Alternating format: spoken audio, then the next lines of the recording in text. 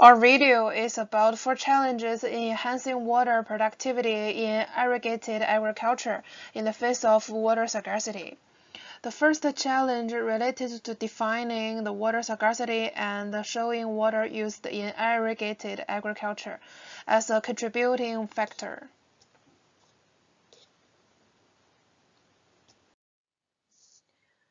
Measuring water in irrigating agriculture is hard.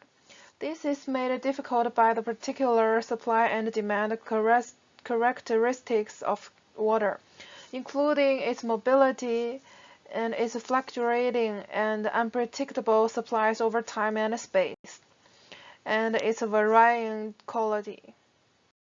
The definition of water scarcity is based on the comparison between total water withdrawals and total renewable water resources at the national level. A country is considered to experience scarcity if total water withdrawals are between 20% and 40% of the total renewable resources, and severe scarcity if this value exceeds 40%. And countries in the Middle East and North Africa are shown to experience severe water scarcity. In order to illustrate the link between water scarcity and irrigated agriculture, we modify the indicator and instead of total water withdrawals, include only agricultural water withdrawals in the comparison with the total renewable water resources in Figure 2. The Figure 2 shows the data for the modified indicator. Some countries with scarcity and severe scarcity that they have the water withdrawals almost the same percentage of the Figure 1. Globally, the area equipped for irrigation increased significantly.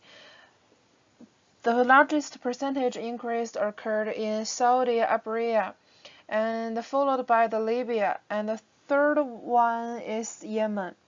And these 3 countries are now experiencing some of the most severe water scarcity. The agriculture will have to improve the performance of both irrigated and rain-fed production. Some countries keep using the non-renewable underground water, and the total water storage will decrease from S1 to S2, means the supply shift left.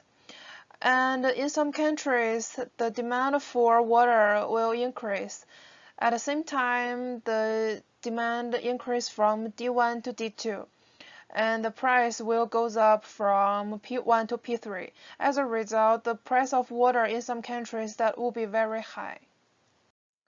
Some big countries always underestimate and overestimate the water scarcity.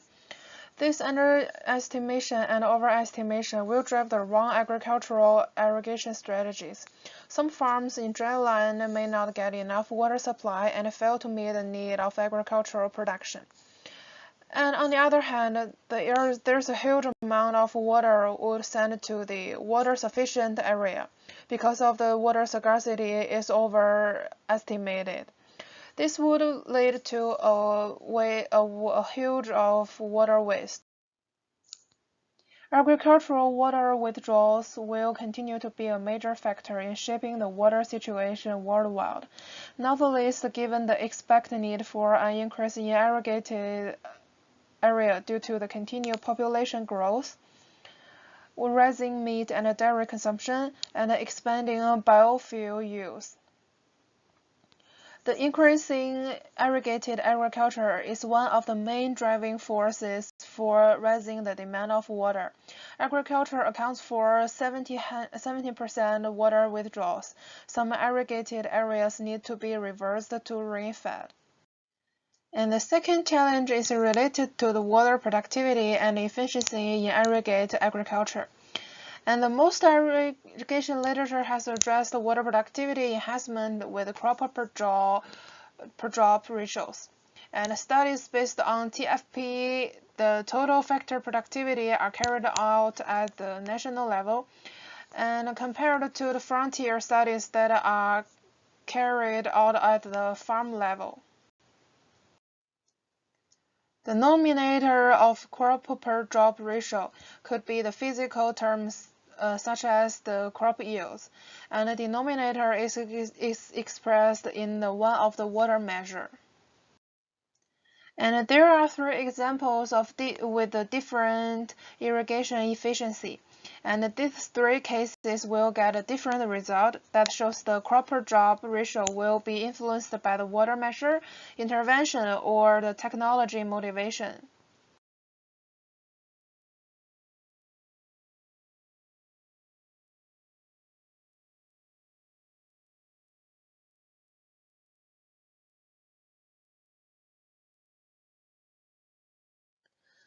The TPF is the method of calculating agricultural productivity, compares an index of agricultural inputs to an index of the outputs.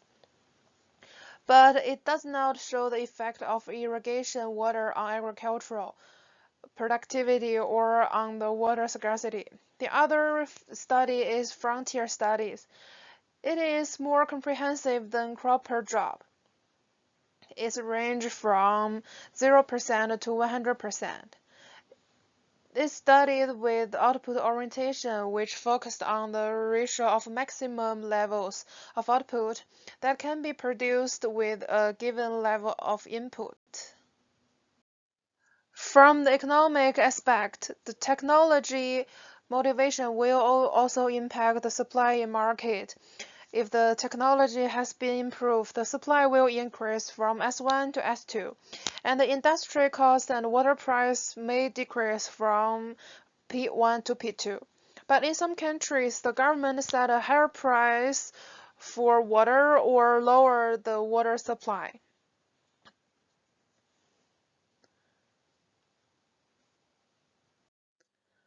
The benefits of using the technical efficiency is test water use may reduce the waste of water, and the supply will increase from S1 to S2. At the same time, the price will decrease from P1 to P2. And from agriculture aspect, the large agriculture gains from technical efficiency. The first one is improving the farmer's marginal ability related to irrigation water and water application. And the second one is reduce the water irrigation without affecting the yields. And the third one, reduce the water scarcity, unlimited blue water, that the main part is raise the productivity in agriculture. The third challenge facing water scarcity and improving water efficiency is that irrigation farming does not have a clear objective to combat these. Most studies focus on a crop per drop ratio, failing to account for increased inputs. While some argue it would increase output and better the economy, it does not consider the cost of increased labor or other inputs required. Three objectives that should be pursued: increasing agricultural production without worsening water scarcity, conserving agricultural water and coping with water pressure, maintaining or increasing agricultural net revenues. Economically, to achieve this, there have to be technological advances to increase crop yield without increasing water input. This would improve net revenue while not stressing the water input. However, water input has to be considered for downstream or runoff users as well. As you can see in the figure in the bottom right corner, this is a rough picture of runoff simply going to a lake, but for farmers it might be runoff traveling to another farmer's field. If they rely on this water for some form of use, they would want to have a say in how the water is moved. A clear objective to achieve these 3 points is necessary, but cannot focus purely on a crop per drop mentality. The fourth challenge facing irrigated farmland and water scarcity is policy interventions for enhancing agricultural water productivity and efficiency. Historically believed it should be centered on improving technology to in turn improve yields as outlined in Challenge 3. Some studies recommend improving inputs while others suggest improving the knowledge of the labor. The article suggests a more focused policy approach instead of a broad one. Areas that do not have downstream users can focus on improving water efficiency and reducing runoff. Knowledgeable producers would be able to use a more accurate amount of water and reduce runoff. In areas with downstream users, the article simply suggests raising the cost of water. This would influence producers to improve their technology, knowledge, or choose more water-efficient crops. In conclusion, water scarcity is becoming a major issue in some countries, and non-renewable sources are being drained, resulting in the rising price of water. Irrigated farmland is at the center of water scarcity debate, as it is a major water user. Increases in water productivity and efficiency will be necessary moving forward. More people on Earth means more food is required every year. However, how do we ensure water is renewable? Policies are the best way to control water use, but a clear objective must be pursued to ensure the best economic outcome.